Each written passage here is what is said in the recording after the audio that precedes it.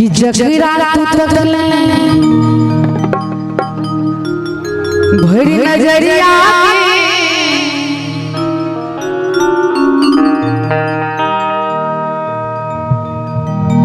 जगरा तू तकले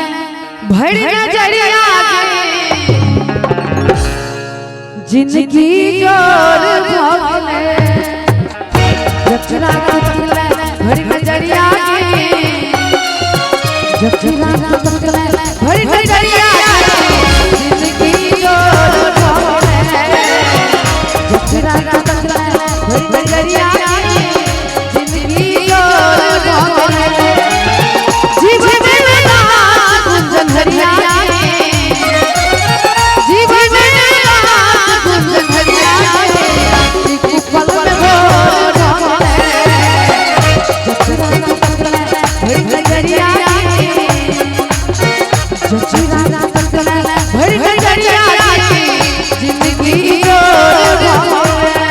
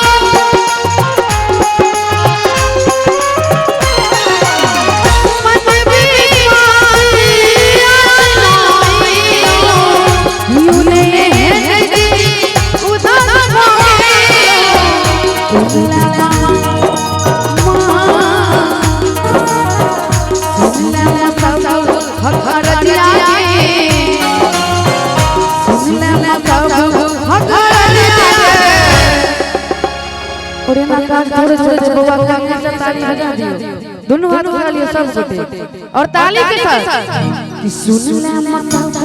हक रजिया सुन ले हक रजिया एक पल में भोर भोगले सुन ले हक रजिया